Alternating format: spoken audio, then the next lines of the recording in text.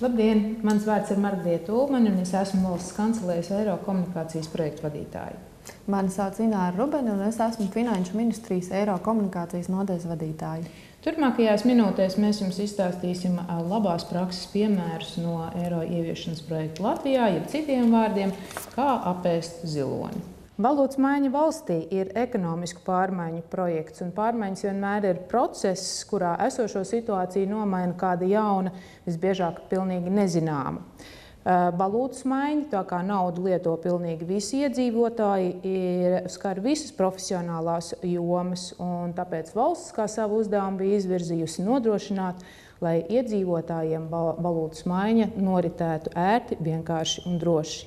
Savukārt, ja runājam par komunikācijas uzdevumiem, tad mūsu uzdevums, protams, bija informēt pilnīgi visus Latvijas iedzīvotājus. Taču, lai mēs varētu izvērtēt komunikācijas efektivitāti un izvērtēt to, vai komunikācija virzās pareizā virzienā, mūsu mērķis bija, lai 90% Latvijas iedzīvotāji justos pietiekami labi informēti par Eiro pārejas praktiskajiem aspektiem. Savukārt, tā kā iedzīvotāji parasti atbalsta to, ko izprot, tad mūsu otrs mērķis bija, lai 60% Latvijas iedzīvotāji paustu savu atbalstu eiro ieviešanai. Ik viens, kurš ir pētījis un aprakstījis pārmaiņas, uzsver, ka nav viens vienotas recepts pārmaiņu vadībai. Tomēr ir lietas, kas raksturīgas lielākajai daļai pārmaiņu projektu. Un pirmā no tām ir tāda, ka pārmaiņas ieviest visbiežāk ir grūti. Tas saistīts ar daudz un dažādiem iemesliem. Izplatītākie un populārākie no tiem ir fakts, ka cilvēki distancējas no nezināmā, cilvēki nevēlas pamest savu komforta zonu, cilvēki tic, ka viss tāpat ir kārtībā, cilvēki mēdz būt cīniski, tāpēc, ka tā ir vienkāršākā pielāgošanās forma pārmaiņām. Cilvēkiem trūkst izpratnē vajadzīgo specifisko zināšanu, mūsu gadījumā ekonomisko zināšanu un daudz citi. Bet vienlaikus, protams, jāatzīst, ka bez pārmaiņām nebūtu progresa. Tieši tāpēc, kā teicis Atis Zakatistovs, kurš ir pārmaiņu un zināšanu vadības konsultants gan Latvijā darbojošamies, gan starptautiskiem uzņēmumiem, runā par pārmaiņām daudz un visur, definē un skaidro, cik vien pietiek spēka. Daudz vienkāršāk ir kļūt par skeptiķi, nevis veikt pārmaiņas. Ja nespējas izveidot patiesas diskusijas par pārmaiņām, cilvēki izvēlēsies mazākās pretestības ceļu, proti kļūst par skeptiķiem. Tāpēc, jebkurā pārmaiņu komunikācijā parasti pirmais etaps ir pārliecināšana, ka esošo situāciju saglabāt ir bīstamāk nekā mesties nezināmajās pārmaiņās. Mūsu priekšā bija 2 miljoni Latvijas iedzīvotāji. Visdažādākie, gan tādi, kas dzīvo pilsētās un ir sabiedriski un ekonomiski aktīvi, strādājoši ļaudis, kas interesējās par visām aktuālajām lietām, gan arī tādi, kas dzīvo nomaļās vai lauku rajonos vai pavisam sauru, proti sociālās aprūpes namos vai iespējams atrodas ieslodzījuma vietās. Mūsu secinājums ir viens: ziloni var apēst, ja to sadala gabalos. Pirmais labās prakses piemērs, kuru mēs vēlējāmies izdalīt un uzsvērt, ir pārmaiņu virzītāju tīkla veidošana. Vēlme distancēties no pārmaiņām ir ikvienam no mums, neatkarīgi no tā, kādu darbu mēs darām. Arī jautājumi, kas ir aktuāli pārmaiņu kontekstā, mums visiem ir pilnīgi vienādi. Atšķiramies tikai ar to, ka tie, kas strādā pakalpojumu sfērā, vienalga valsts sektorā, privātajā sektorā vai plašsaziņas līdzekļos, saņem jautājumus no citiem valsts iedzīvotājiem. Un situācijā, kad nav atbilžu uz šiem jautājumiem, pirmkārt jau jūtamies diskomfortabli, un otrkārt atbilžu neesamība patiesībā liek papildus šķēršļus pārmaiņu norisei. Proti, iedzīvotāji vai nu informāciju vispār nesaņem, tāpēc, ka tas nav iestādes kompetencē, vai arī saņem subjektīvu vērtējumu, piekrišanu, ka pārmaiņas ir bezjēdzīgas, ir bardaks vai par iedzīvotājiem neviens nedomā. Tāpēc, veidojot pārmaiņu virzītāju tīklu, mēs sev izvirzījām uzdevumu strukturēti, skaidri parādīt turpmāko ceļu, kādā veidā pārmaiņas notiks. Mūsu mērķis bija apbruņot ar zināšanām par būtiskākajiem iedzīvotājiem aktuālajiem jautājumiem speciālistus, kas ikdienā strādā ar iedzīvotājiem, apkalpo, sniedz servisu. Ikvienam, kurš kādreiz ir centies pārliecināt citus par pārmaiņām, to nepieciešamību, ir nācies droši vien saskarties ar situāciju, kad jūs stāstat, ar entuziasmu stāstat, ka pārmaiņas ir nepieciešamas, ka tās vedīs uz labāku. Tomēr tā auditorija joprojām turpina sēdēt ar sakrustotām rokām un saglabā savu skepsi, saglabā savu noraidījumu. Tas ir stāsts arī par mums, tāpēc mēs prezentāciju ierastajā formātā nomainījām ar visparastāko tāfeli un flomasteru. Pēc neliela ievada ikvienā šādā tikšanās reizē mēs vienkārši lūdzām auditoriju minēt savus jautājumus. Ikvienu jautājumu, kas uz sirds, vienalga, vai tas ir cilvēciski vienkāršs, vai tas ir profesionāli ļoti fokusēts. Un ikvienu šo jautājumu mēs rakstījām uz tāfeles, turpinājām ar atbildēm. Līdz brīdim, kad bija atbildēts pats pēdējais jautājums. Un pašās beigās, protams, ka mēs kopsavilkām, ieskicējot būtiskākos pārmaiņu, gaidāmo pārmaiņu norises soļus. Savukārt profesionāļiem, kas strādā ar naudu, arī viņiem organizējām seminārus, un šajos semināros mēs ņēmām talkā uzskatus līdzekļus un demonstrējām, piemēram, taustiņu kombināciju, ar kuru ir pārprogrammējami kases aparāti, rādījām eiro monētas, lai stāstītu to drošības pazīmes, un visādi citādi vizualizējām gaidāmās pārmaiņas. Valodas maiņa valstī bija valdības definēta valsts prioritāte 2013. gadā. Ieguldījums šo diskusiju organizēšanā noteikti atmaksājās. Kopumā mēs bijām 51 apdzīvotā vietā visā Latvijas teritorijā ar 282 semināriem un diskusijām. Ar to palīdzību mēs veidojām izpratni par šīm pārmaiņām tīri cilvēciskā līmenī un iesaistījām valsts iestādes strādājošos valdības definētajā pārmaiņu projekta īstenošanā. Tāpat tas veicināja speciālistu emocionālo komfortu darbā, jo viņu rīcībā pēc šīm semināriem un diskusijām bija atbildes uz iedzīvotājiem svarīgajiem jautājumiem, un tas savukārt ļāva izvairīties no tādām iedzīvotāju dusmām vai neapmierinātības ar to, ka šie speciālisti nav kompetenti, jo viņi nespēja atbildēt uz it kā vienkāršiem jautājumiem. Un visbeidzot arī iedzīvotājiem, tas bija veids, kā mēs nodrošinājām valsts servisu, proti iespēju saņemt atbildi uz savu jautājumu, uz tādiem pamatjautājumiem par valūtas nomaiņu jebkurā valsts iestādē. Proti iedzīvotājs dodoties, piemēram, uz sociālās apdrošināšanas aģentūru, varēja saņemt informāciju par pavisam tādiem vienkāršiem praktiskajiem jautājumiem, kā tad šis eiro tiks ieviests. Ja ir tādi teicieni komunikācijā un mārketingā, kā runā visos iespējamos kanālos vai servisē servisētājs vai izdara mājas darbu, visi šie trīs izteikumi ir par vienu un to pašu. Proti 13 vadlīnijas dažādu jomu profesionāļiem. Tās tika izstrādātas vēl pirms intensīvā semināra perioda. Un tās izstrādāja Finanšu ministrija sadarbībā ar dažādu nozaru asociācijām un dažādu jomu ekspertiem. Tas ļāva likt tādu tā kā pamatu pārmaiņu virzītāju tīklam un nodrošināja, ka veids, kādā pārmaiņas tiek īstenotas, ir visiem viens. Un tas atbilst nevien tiesiskajiem regulējumiem, proti likumdošanas prasībām, bet arī pārmaiņu īstenotāju, uzņēmēju un pašvaldību darbinieku un citu iesaistīto institūciju iespējām un kā arī iedzīvotāju interesēm. Dienas beigās šīs vadlīnijas veicināja plašu diskusiju apmeklējumu, jo tās popularizēja arī vadlīniju līdzautori, kas ir katras šīs jomas vislielākie eksperti. Un pēc diskusijām izplatīto zināšanu precizitāti, jo vadlīnijas bija pieejamas gan drukātā formātā, gan lejuplēdējums mūsu mājaslapā www.eiro.lv, gan arī lejuplādējums ar QR kodu starpniecību. Vairāk par šīm vadlīnijām jūs varat uzzināt, noskatoties Daces Kalsonas video prezentāciju. Nākošais labais piemērs, kuru mēs vēlētos akcentēt, ir partneru izvēle. Plaša iedzīvotāja informēšana par valūtas maiņas praktiskajiem aspektiem, tai bija palikuši vien nepilni 6 mēneši. Ņemot vērā darba apjomu, kas jāpaveic un laika ierobežojumu, bija nepieciešams partners. Saskaņošana mūsu, jeb klienta pusē, bija ļoti komplicēta, jo projektu īstenoja Finanšu ministrija, Valsts kancelēja, Latvijas banka, Ekonomikas ministrija un vēl virkni citu partneru.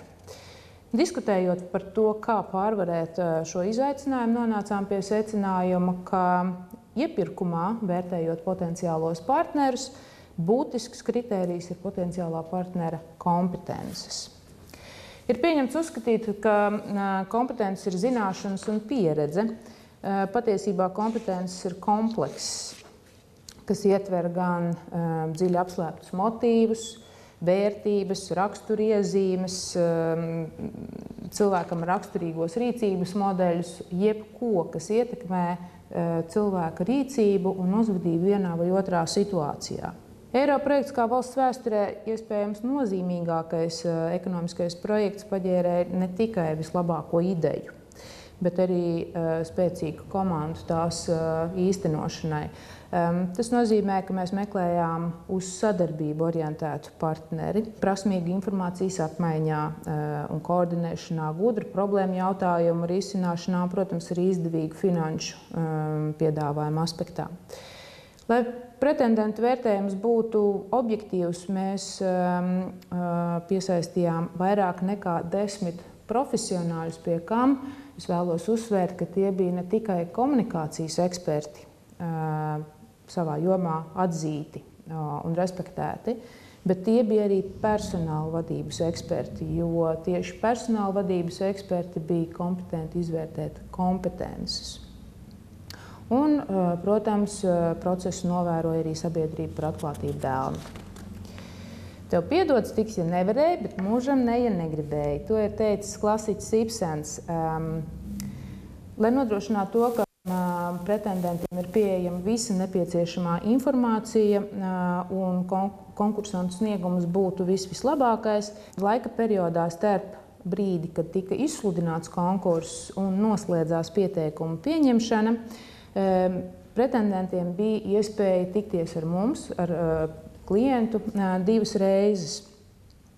Šo tikšanos laikā pretendenti uzdeva sev aktuālos jautājumus, tātad viņi tajā brīdī strādāja pie piedāvājuma izstrādes un bija jau identificējuši jautājumus, uz kuriem ir nepieciešams papildus skaidrojums. Savukārt mums, klientam, tā bija iespēja vērst potenciālo partneru uzmanību uz būtisko, piemēram, to, ka pretendentu piedāvājumiem ir jābūt noformētiem tā, lai to autors nebūtu identificējams.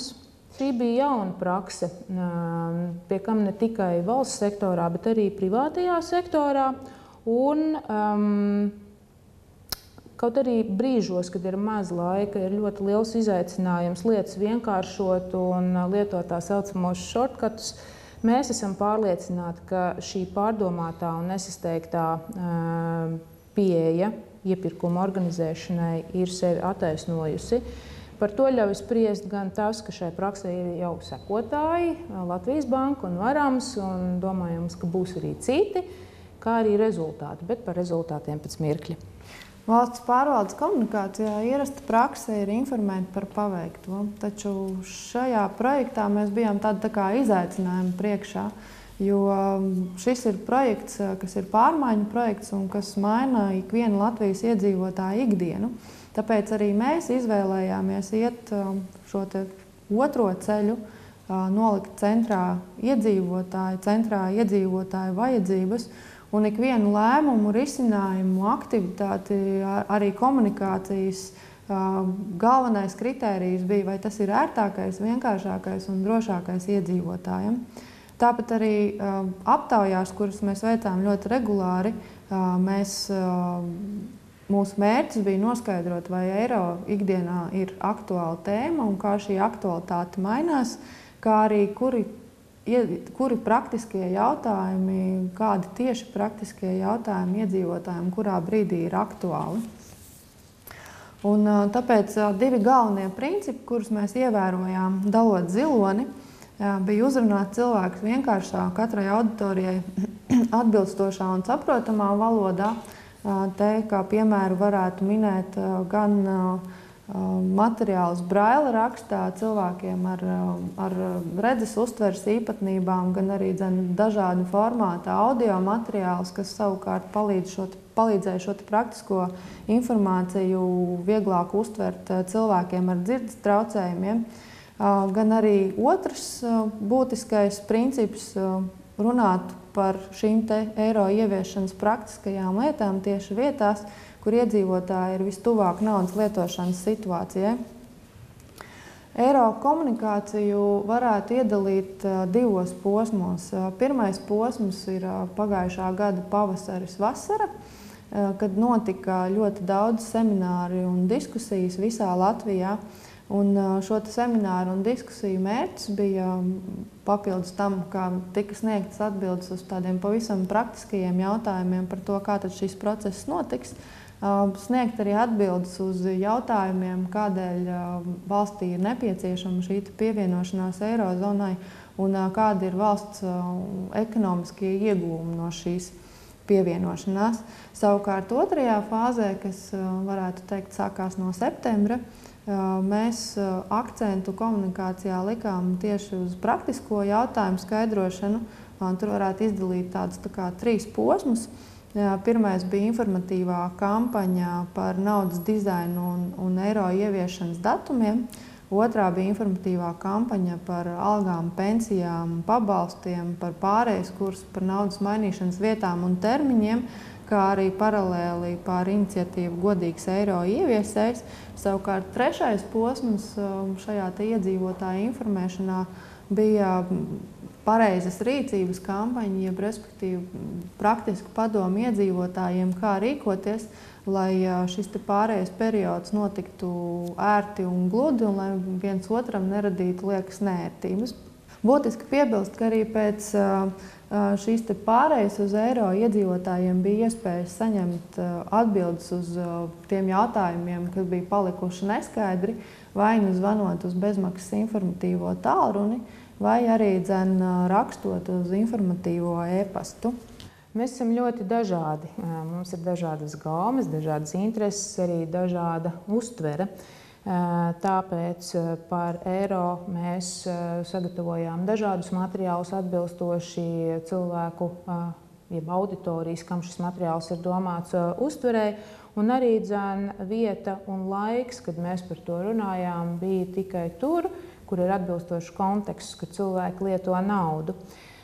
Piemēram, sadarbībā ar lielākajām tirgotāju ķēdēm un Latvijas tirgu asociāciju mēs izveidojām īpašu informatīvu materiālu tieši tirdzniecības vietām, kurā tika sniegti padomi, kā rīkoties, lai pārējais periods neradītu neērtības ne pašam, nedz arī līdzcilvēkiem. Tāpat būtiskākā informācija, praktiskā informācija tika izvietota pārtikas pakās, kuras saņem trūcīgie valsts iedzīvotāji.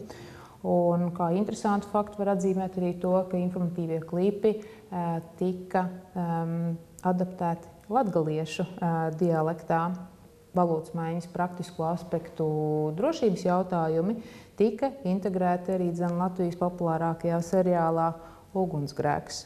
Mūsu nolūks bija būt līdzās iedzīvotājiem, bet vienlaikus arī nepārspīlēt, lai neveidotos ignorance. Runājot par rezultātiem statistikā, droši vien jāatzīmē 3 skaitļi, un proti, ka 92% iedzīvotāju šā gada sākumā jutās pietiekami informēti par eiro ieviešanas praktiskajiem aspektiem, un 87% uzņēmēji jutās labi informēti.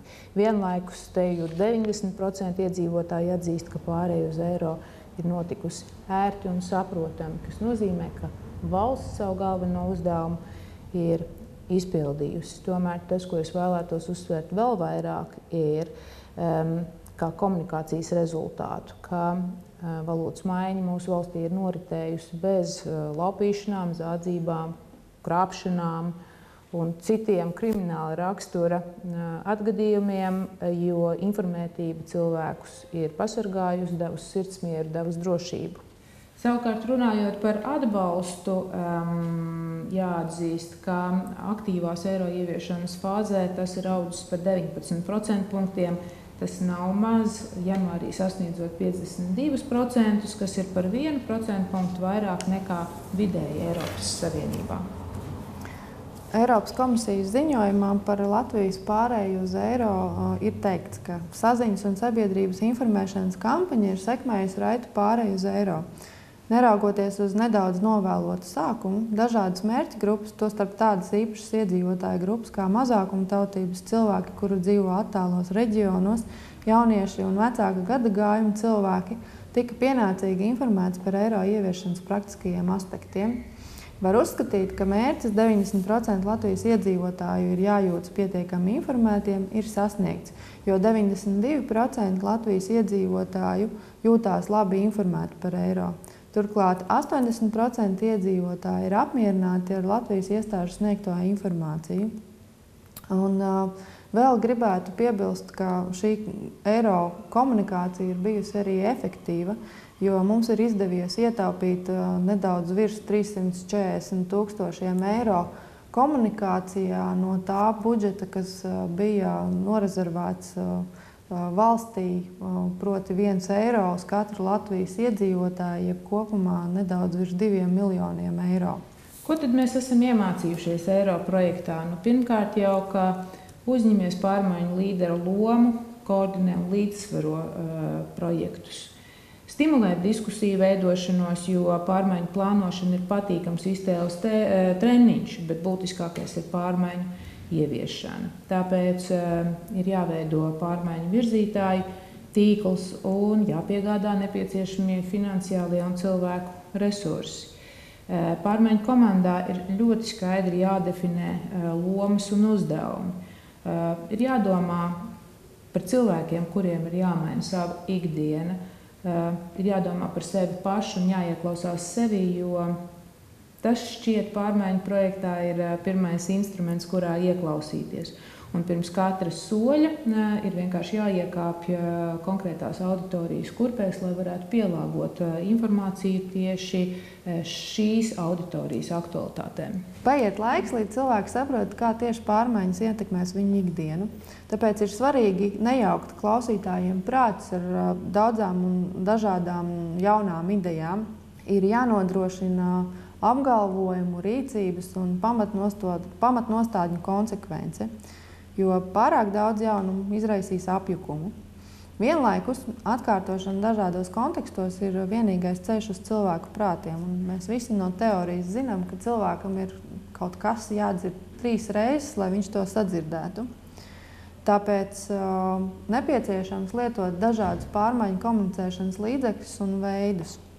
Tāpat tās nepieciešams dot cilvēkiem dažādas iespējas uzdot jautājumus un sniegt komentārus. Arī pēc tam, kad pārmaiņas ir notikušas un jau kļuvušas par jauno ikdienu, nedrīkst aizmirst par pārmaiņu rezultātu monitoringu un arī to komunikāciju. Noslēgumā varam secināt, ja izdodas pārvarēt bailes no nezināmā un paļauties uz savu zinātkāri par to, kā būs, tad ikvienas pārmaiņas kļūst par aizraujošu piedzīvojumu. Veiksmes arī jums! Paldies par uzmanību!